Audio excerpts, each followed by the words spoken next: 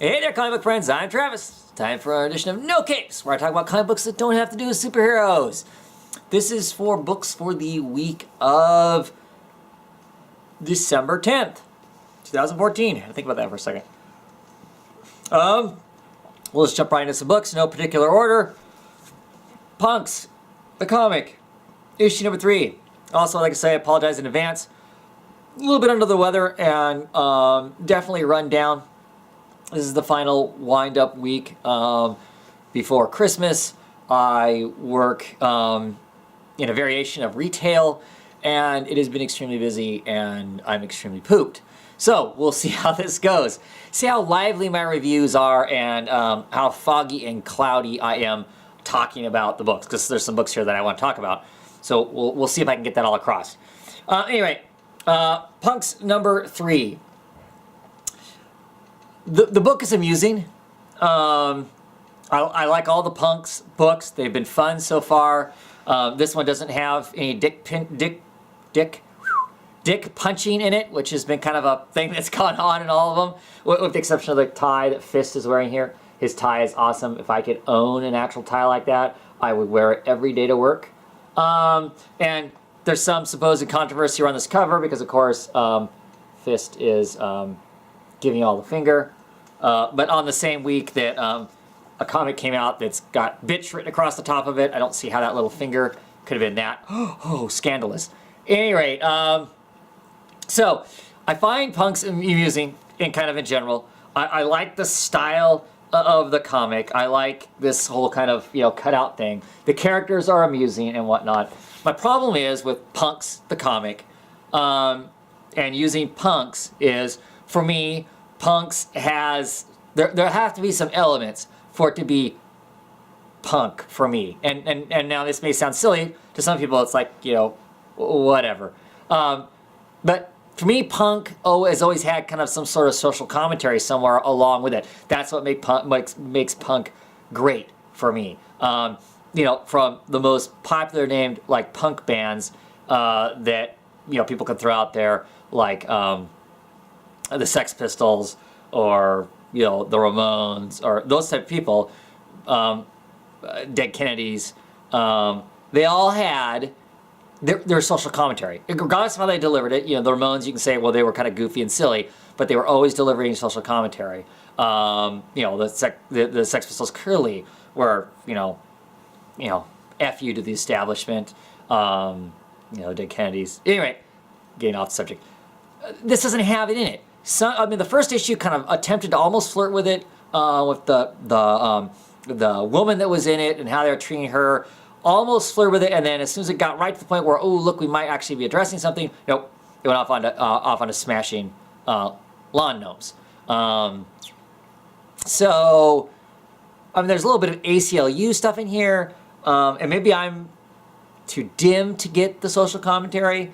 I was amused by the fact in this issue the ACLU shows up because they don't like how some stuff is being regulated and whatnot, and they are a bunch of toothbrushes. I do something about that I find funny. I'm not sure exactly what, but I do. But so yeah, because of that, and because of the fact this is a $4 book, and there's a ton of other stuff coming out I'm interested in looking at, I'm gonna drop the book. Not because I don't think it's funny, because I do, but it just doesn't have that extra. I always compare this to like The Young Ones, the British punk sitcom. In The Young Ones, they're always addressing something. Despite them being moronic and stupid in a lot of ways, there's always some something, and this doesn't have that, and I want that if I'm gonna have a punk book. So that's that. Oh yeah. Bitch Planet, issue number 1. Tons and tons of people have talked about this. Clearly, you can go watch their videos on it. I have seen everything from extremely passionate conversations about this book. People being moved to action. People being looking at this and going, "Man, I can just relate with every single ounce about this book." And I've even seen videos where people saying, "I don't get it. I don't see what you're talking about. It didn't work for me." So obviously there's a wide birth of opinions on this book. But it clearly, this last week, it's been on the tip of almost everybody's tongue. If you didn't pick it up and you weren't curious about it before, probably about a week out now, you're somewhat curious just because people keep talking about it. I enjoyed the book.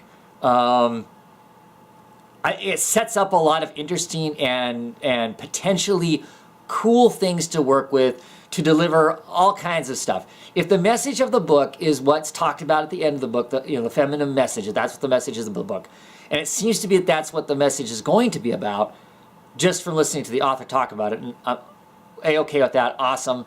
I'm going to enjoy the hell out of it if that's where they go. This issue sets up a lot of that stuff. I don't know that it delivers it I don't know that it delivers it in this issue, but it sets up the premise for a lot of that.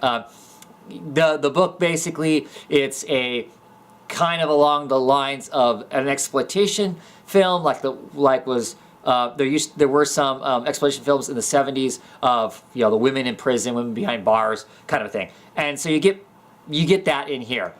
You get the setup of kind of why they're there. They're a bunch of non-compliant women who don't step in line with the patriarchy of a male-dominated world, and if you step out of line too much, you're sent to Binge Planet. Obviously, Binge Planet is hardcore prison. Some of the people that are there for murder, so clearly it's a prison, that people go to for murder. I don't think murder probably goes beyond just being non-compliant. Non-compliant seems to be a popular term coming out of this, which I'm perfectly cool with. Had a lot of non-compliancy through my life and whatnot. I'm trying to think of why some of the other people were saying here. Supposedly somebody volunteered to show up here. There's a lot of stereotypical kind of stuff in this. And now the question is, are they going to play with that, or is it just a stereotype? If they're going to play with it, it's going to be cool. If it's just a stereotype, then in the process of trying to create a message and a way of delivering that message, they've also potentially are setting up some bad messages. So I'm hoping that's not the case. There's some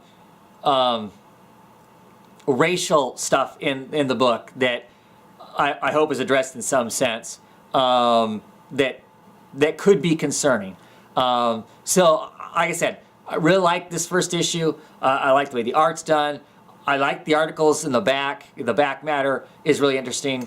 Not necessarily telling me anything I don't know. I personally consider myself a humanist, which feminism falls under that. That we all should have the right to basically, have the power to do what we want to do in life without being suppressed by somebody else. Everybody being treated with respect and all that kind of stuff. So, really happy with it. And really excited and looking forward to where the book goes from here. How is it going to address the stuff that's been presented in this first issue? The first issue sets up a lot of stuff, but a lot of the stuff is the exploit and the standard of this type of a story. So where are we going to go from here? If it's going to stick solidly to the the woman behind bars thing without actually addressing something else, besides just putting out there that they're oppressed, I see where people are going to may still enjoy the book because they can relate to being oppressed, but is it delivering the feminist message in some way other than, defining, look at all the places that we're getting screwed? And I'm not sure if that's what we want the book all to be. I'm hoping that's not all the book's going to be. And I don't know if I'm making sense now, the more I keep talking. So maybe I'll quit talking. Really enjoyed it. This thing on the back is awesome. It's like a big, old school ad. Hey kids, it's patriarchy, which is fun. I mean, this is cool. This is fun. This plays with all of that. Not sure that the story in front of it completely does. Parts of it do, and parts of it I don't know that it does. So Would love to have a shirt that has that on it, though. Anyway, really enjoyed it. Looking forward to where it goes. Looking forward to the exploration of all the themes that are presented in here. I'm excited and hopeful that Kelly Sue will be able to pull it off. Synergy issue number 2 was a complete yawn. It was standard. It was boring. You know, it's now that we know that she's a seer. So what? There's just not anything else really to it. You know, pressure to follow in her dad's footsteps of being a demon hunter. Mom is continuously brainwashed by dad into forgetting about it, so forgetting about college and stuff, because he doesn't want her to go into college. He wants her to be a hunter. Yeah, I don't know. I just don't have a lot to say about it. It was dull. It was dull. I actually, you know, last week I tore apart the humans. The humans I enjoyed more because at least in there was enough substance for me to have something to complain about. And this, there just really wasn't anything. I just, whatever. I don't care. And if I don't care, that's a problem, right? So done with that book. Sex Criminals issue number 9. Really, really enjoyed the heck out of this issue. We get backstory on John's porno crush in this. We find out that there's a file on her that the sex police had. She has the same ability that John and Susie do, that they fall into the quiet, or whatever you want to call it. And, you know, so amongst the John and Susie stuff of them working out what are they going to do in their lives now, what are they going to do about the library that's gone, and all of that, we keep getting this back history of how Jasmine, oh, what's her name? Jasmine Saint something or other. Her backstory, which led her to where she's at now, and John and Susie going to meet her because Susie's come up with a plan of how to mess with the sex police who keep wrecking their lives and to have taken this library away from her. Susie's plan is to gather up all the people that are in the files of the sex police, get them all together so then they can go after the sex police and mess with the sex police so much that the sex police, the guy that works for the bank, that's also part of the sex police, will write them a loan scot-free for them to buy a new building and make a new library. That's what Susie's after and whatnot. In amongst that, we get the stuff that has to do with relationships and that sort of stuff, which just makes the book fun and unique, besides the craziness, of course, of the absurdity of some of the outlandish sex stuff that goes on throughout it. One of the things I think is really great about the book is Matt Fraction and Chip Zdarsky are friends with the creators of The Wicked and the Divine. And in this, there is a mock porno spoof on The Wicked and the Divine. And the characters are actually dressed up like the characters. There's Lucy, and I can't remember this character's name, but they're dressed up like the characters from The Wicked Divine, and they're shooting a porno based around that. And I just think that's funny. That's funny to play with the other books. But I'm still really enjoying it. I really enjoyed this issue. To me, this issue felt solid. It felt like something was going on, and it didn't feel quite so meandery, because there's been a couple issues along the way up to issue 9 that I start to I start to get a little concerned that whatever their goal was of the book, whatever the mission was of that the creators have for the book, felt like it maybe got lost somewhere. Now it feels like it's back again. So excited to keep reading it. Coffin Hill. This is issue number, I want to say 15? 14. 14, this is a one-shot. The Killing Floor. Absolutely love this book. Well, the biggest reason I loved it is Ryan Kelly does the artwork in it, and I am a huge Ryan Kelly fan. I love his stuff. I just picked up some original art of Ryan Kelly, some sketches that he did. Super excited about those. I guess I should show those in a video sometime. I don't think I have. But this is kind of a one-shot story. In this story, you get this kind of Manson family or Manson wannabe type family driving across the United States, murdering, killing people, and torturing, all kinds of things, and stealing their money and going on to the next thing. They come upon this house. They think it's an easy score. They break into the place, they run into this girl, and they find out that they just ran into like their worst nightmare, because this girl is way more crazy pants than they ever are. They've got animal masks to make themselves look like home invasion kind of freaks. This is set in 1970, by the way, this is the current times. And this girl, she goes and she basically hunts them down instead of them hunting her down. And along the way, these characters find other people that are there. There's our wonderful girl. And there's her mother shoved in a box. So yeah, we find out that she's slowly been torturing and killing out the rest of her family, and she does the same to this entire crew of people who are planning on attacking her, except for leaving one person behind to tell the story. And at the very end of this, it ties back into the whole Coffin Hill family and the Coffin family. And the Coffin Hill area of Massachusetts and whatnot, and just really dug it. Really cool. Gives us kind of a back information on some of Eve's family and just how horrific some of them were. That she may be attempting to walk some sort of righteous past, but her family history is not necessarily bathed in that righteous path. So very cool for the art. FBP, Federal Bureau of Physics. This is boy, I'm having a hard time finding the numbers on these things. This is issue number 16. Get back to our main storyline. I liked, with the new artist that's on it, Ponticelli, I liked his art a little better in this. The inking was a little tighter, not quite as sloppy. Finally, our main character is going to meet up with a guy who has the final books of his father's final works on these rogue physics. We find out why it is the physics are going crazy.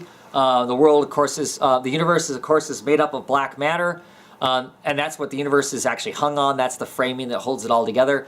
Well, it's been stretched past its maximum. There's a finite amount of black matter. It's been the wire hanging of the universe has been stretched out so far that it's coming apart, and so physics is losing its stability and its predictability. And the end of the world is coming very soon. Not like 13 billion years from now when the sun swells up and annihilates the Earth, but literally the universe is coming to an end very soon. No one can predict exactly what it is, but the prediction is much sooner than later. And this guy, who's basically been dogging our main characters and almost getting them killed a couple times, is trying to convince them to team up with him now, so they can save, whatever. And basically, Adam, our main character, calls bullshit, and his friends do go along with him, even though they're kind of questioning, maybe we should be helping, and he's kind of, whatever. They get back to their home base, their home city, and all hell is breaking loose. The end looks like it might be coming sooner than anyone thought, as a massive physics tornado is whirling in on the city and them. So, huge things are going to be happening, clearly, in the book. I still really love it. Love the dynamic covers. Love these Nathan Fox covers. They're just so interesting and so different. Love the just strange colors. I mean, why is she painted green? Why is she colored green? Why not? It just looks strange and interesting. So, yeah, digging that. Shutter number 7. Book I think like 3 of us in the YouTube community that I can think of off the top of my head are reading. Start of a New Arc. Really enjoying it. Love this cast of characters on the outside. These kind of monster people and whatnot that are working for this lady who is the elder sister of our main character. That's the lion's share of this is her abducting the 2 younger siblings. Also, we deal with our main character's best friend telling the publicist that hires the photographer, don't give up on her yet. Kind of stuff is going on there. And yeah, and that's the main part of the story. Our evil sister has a plantation in Cambodia. For some reason, that just seems so perfect. The whole Pol Pot kind of a feel to it, sort of thing, which is, I think, is pretty grand as far as that goes. But yeah, and there's some seriously dramatic stuff happens at the very end of this. So I'm curious to see where it goes from there. Interesting book, interesting environment. The panels are always crazy because the characters that are in it aren't just these standard humans. A lot of them are these other strange folks with extra arms and just, phantom pirate skateboarders and all this kinds of bizarre things. So I'm digging all that. Makes for its own really kind of a strange, unique kind of a book. Okay, Abe Sapien number 18. Another great book. Abe is continuing his journey of trying to do his own soul searching. They're in this city. The city seems perfect. They're on the coast, the Gulf Coast. Everything around them is destroyed. All of their cities are wrecked, under ruin, have horrible monsters storming through them, eating everything up and eating the people and destroying everything, or the hurricanes have knocked everything down. But there's this one city that is quite defined in the grand scheme of things. They figured out how to get power there. They've got gasoline to drive cars. The streets are clean. People walk up and down the streets. Everybody's happy. It just seems strange because 20 minutes outside of this town, it's a virtual wasteland again. So of course, clearly, the people who aren't really from there and aren't so tired as to not like a gift horse in the mouth are looking at this and going, there just has to be something. Why is this way? We start to see some of the sinister reasons as to potentially why it is the way it is and what's going to happen there.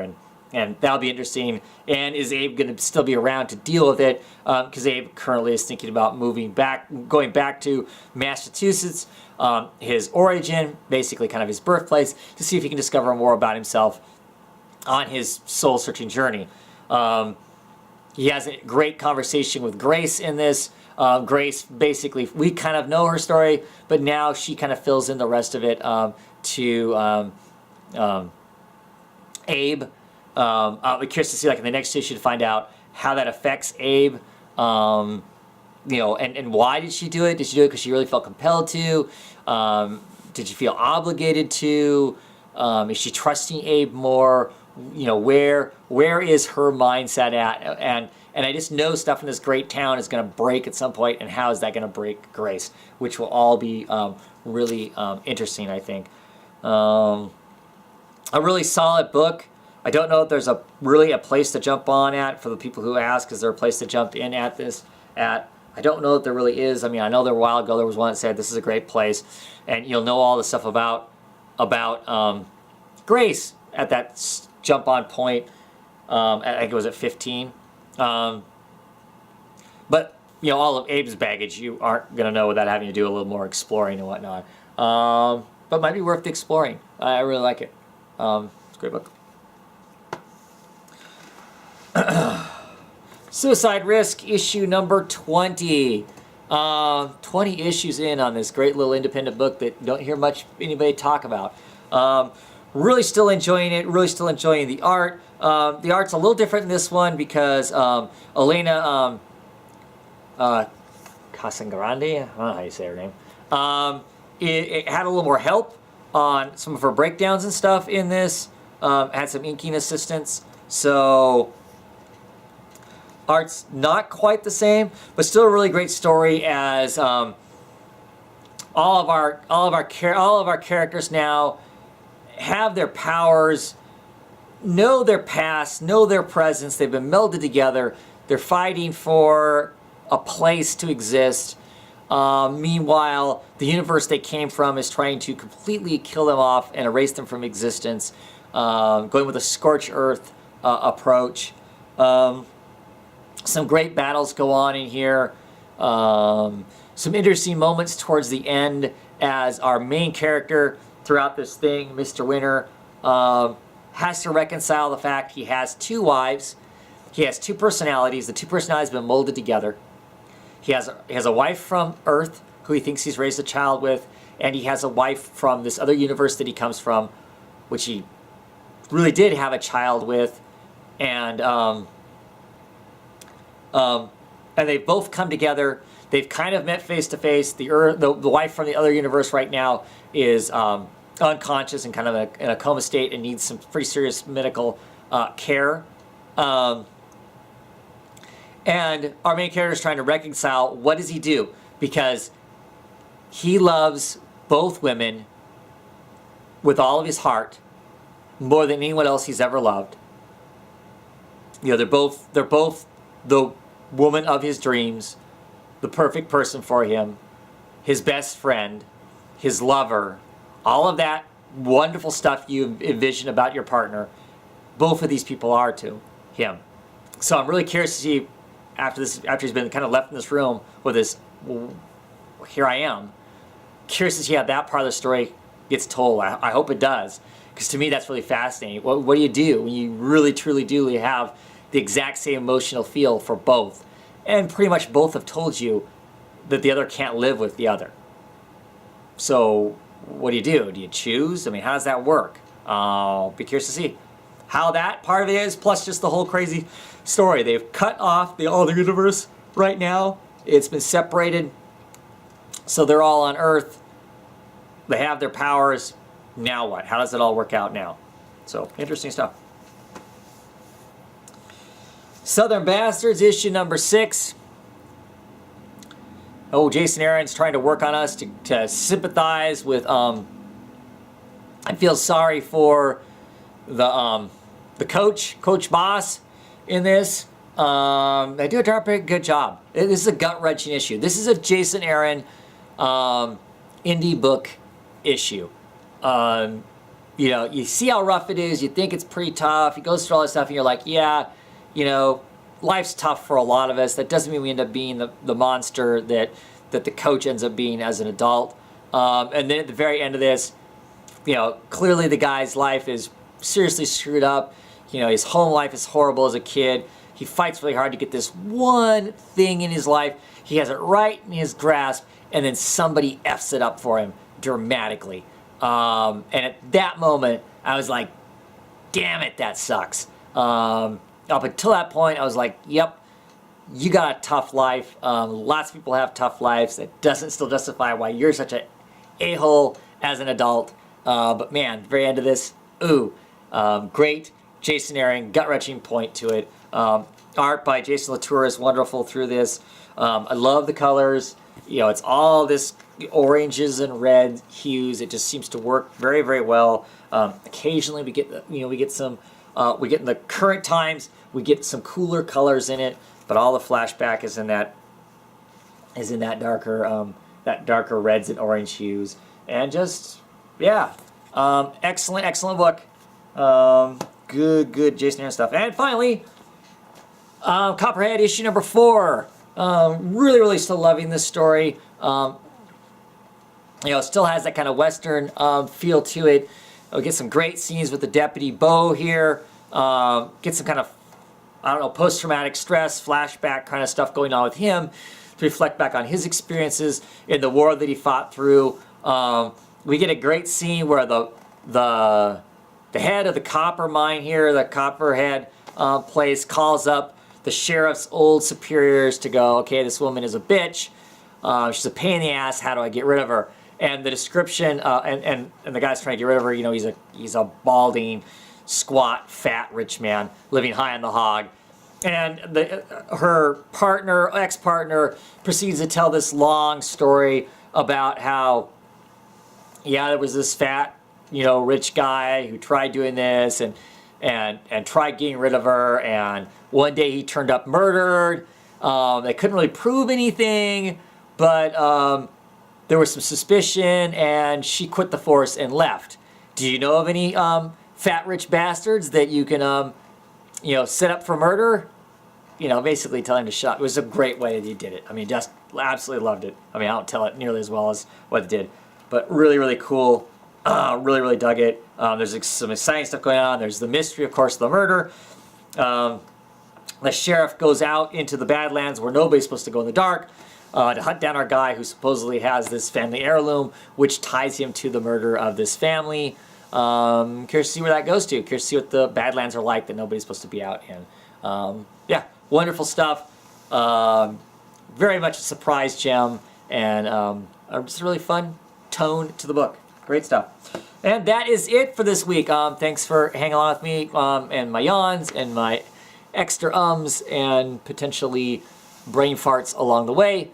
And I will see you on the weekend and next week to be talking more books, because, man, there's going to be some awesome books this next week. Take it easy, everybody.